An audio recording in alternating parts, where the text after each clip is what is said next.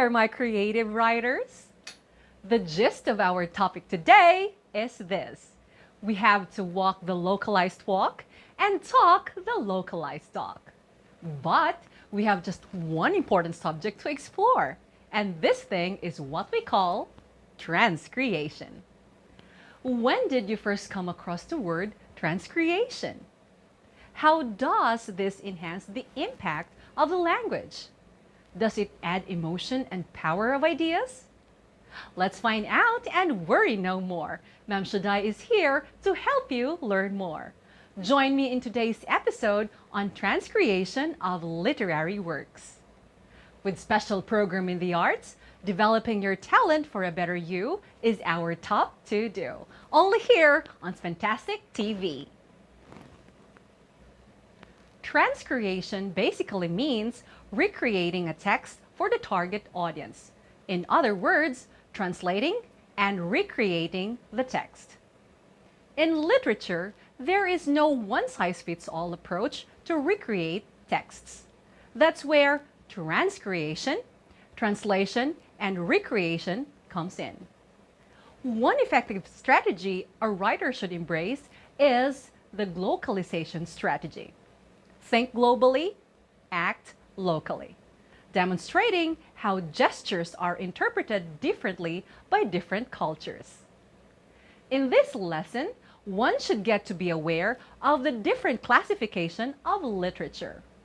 Fiction or non-fiction, poetry or prose, used to transcreate by doing this activity.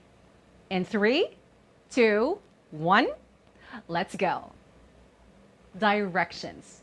Read each item quickly but carefully and use your creative writing notebook to write your answers on. Number 1. A story that is not true or is made up. A. Nonfiction. B. Fiction. C. Biography. Or D. Autobiography. Answer? Letter B. Fiction. A fiction is a story that is not true and is actually made up. Number 2. Autobiography, biography, and informational books. A. Fiction. B. Non-fiction. Is your answer letter B? That is right. Autobiographies, biographies, and informational books are considered non-fiction because these are reference materials. Number 3. What is the type of literature when words are carefully chosen to create a certain effect? A. Prose. B. Poetry. C. Rhyme scheme. Or D. Metaphor. The correct answer is letter B. Poetry. Number 4. Poems are arranged in lines. Lines can be A. A single word. B. A sentence. C. A part of a sentence. Or D. All of the above. What is your answer? Is it letter D? All of the above? That's great! Poems are arranged in lines, and lines can be a single word, a sentence, or a part of a sentence. Number 5. The prose is an ordinary writing style in literature, which encompasses characters, plot, mood, theme, the point of view, setting, etc., making it a distinctive form of language. A. True. B. False. Answer? True. So, how did you find the activity? Did it help you identify fiction, non-fiction, prose, and poetry? Awesome! Let us now thoroughly discuss the classification of literature to deepen your understanding, which will be used in transcreation. With me are a professional photographer, a proficient composer, a seasoned artist, a renowned sports enthusiast, and dance experts. Let's find out how they define the following terms. So my dear learners, listen very attentively as I give you our professional photographer to define what fiction is. Ma'am Rachel? Hello, Ma'am Shaddai. Hi there, our dear learners. Fiction is fabricated and based on the author's imagination. Short stories, novels, myths, legends, and fairy tales are all considered fiction, while settings, plot points, and characters in fiction are sometimes based on real-life events or people. Writers use such things as jumping off points for their stories. Fiction refers to literature created from the imagination. Mysteries, science fiction, romance, fantasy, chick lit, crime thrillers are all fiction genres.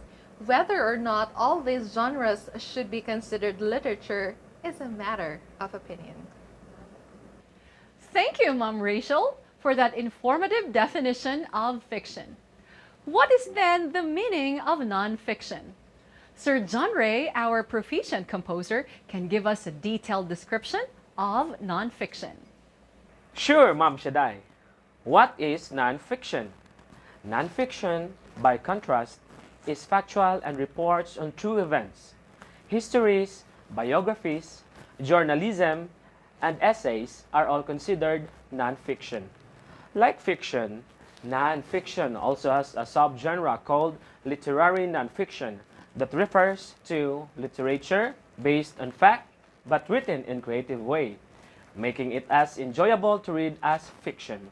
Of course, there are many other types of nonfiction, such as cookbooks, fitness articles, crafting manuals, etc., which are not literature, meaning not the types of works we should study in a literature classroom. Gracias, Sir John Ray. That really makes sense. I am sure our learners are able to fully understand what nonfiction is all about. To give you a recap, let us all check this out. Fiction is literature, made up, read in order, entertains readers with illustrations, with character setting, problems and solutions.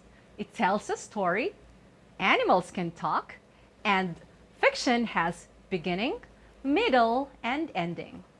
While nonfiction is informational, with true facts, read in any order, it teaches readers with photographs, with text features, as table of contents, photographs, heading, charts, diagrams with labels, captions, index, and glossary. All right, let us proceed to the next important terminology which you need to know. The prose. Sir Greg, could you please give us a favor in defining it for us? Sure, Ma'am Shaddai. The prose is an ordinary writing style in literature, which encompasses characters, plot, mood, theme, the point of view, setting, etc., making it a distinctive form of language. It is written using grammatical sentences, which forms a paragraph. It may also include dialogues and is sometimes supported by images, but that does not have metrical structure. Prose can be fictional or non-fictional, heroic, alliterative, village, polyphonic, prose poetry, etc. Biography, autobiography, memoir, essay, short stories, fairy tales, article, novel, blog, and so forth use prose for creative writing. Thank you very much, Sir Greg. That really helps. Finally, Mom Jane, our seasoned artist, will share her ideas on poetry.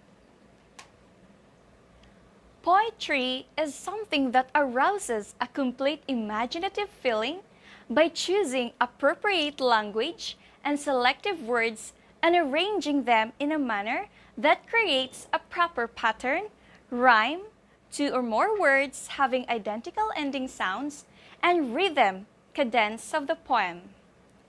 Poetry uses an artistic way to communicate something special, that is, a musical intonation of stressed, long-sounding, and unstressed, short-sounding syllables to express or describe emotions, moments, ideas, experiences, feelings, and thoughts of the poet to the audience. The structural components of poetry include lines, couplet, strophe, stanza, etc.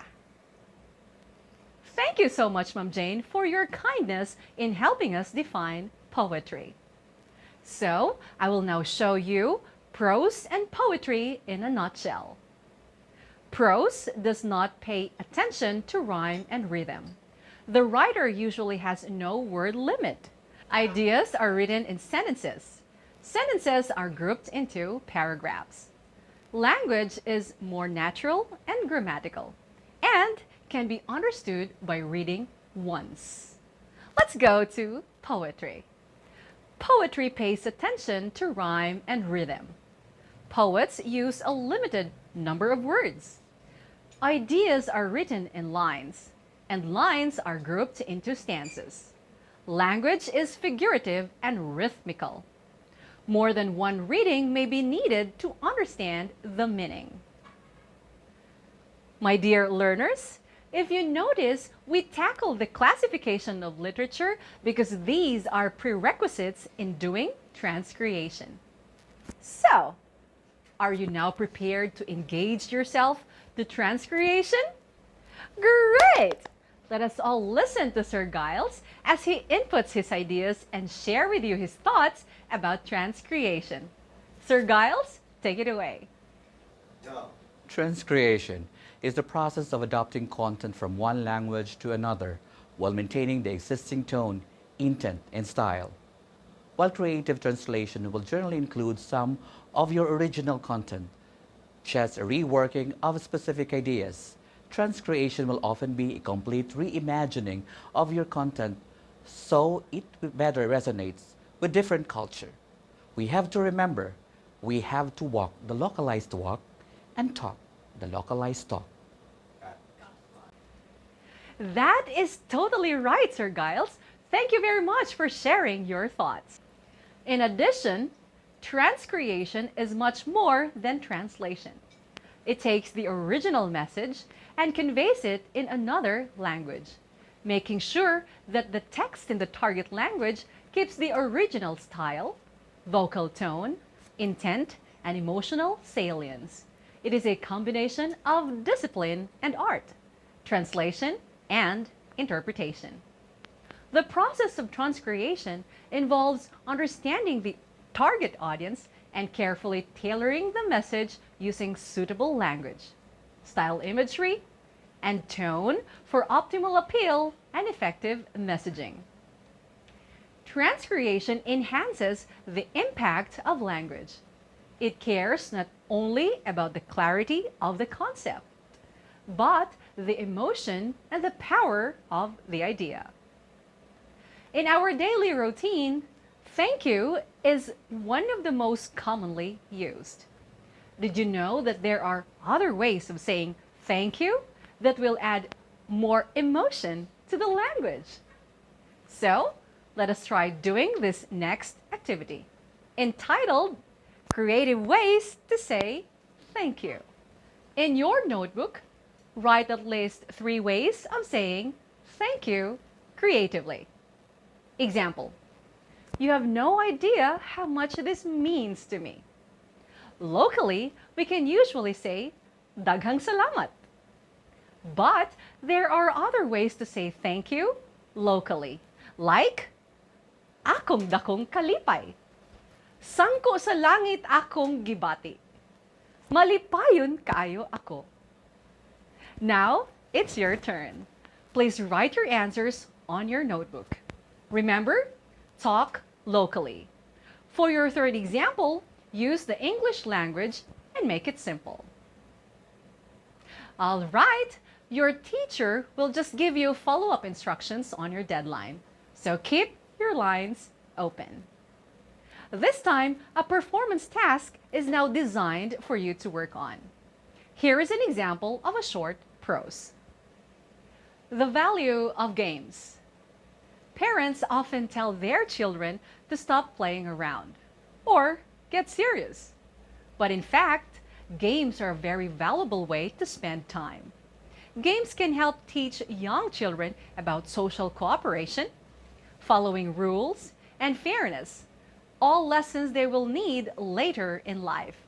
Active games like tag can also help protect against child obesity, an increasingly serious problem in much of the world.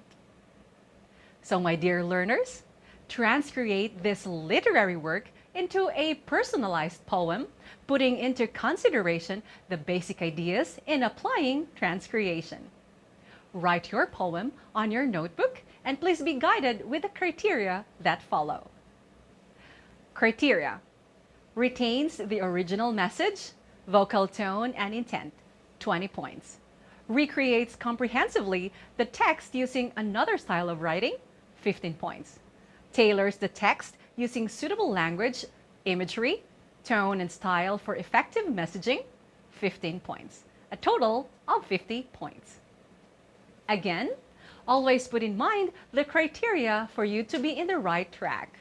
Remember, walk the localized walk and talk the localized talk. If you have some clarifications, don't hesitate to reach your creative writing teacher. My dear writing enthusiasts, I hope you learned a lot today, particularly transcreation. Understanding and analyzing these features of transcreation will help you transcreate better and smarter. Congratulations! You're on your way to being proficient creative writers. With special program in the arts, developing your talent for a better you is our top to do. Only here on Fantastic TV. This is your teacher Shaddai saying, keep learning, keep writing, and keep shining. Goodbye, everyone.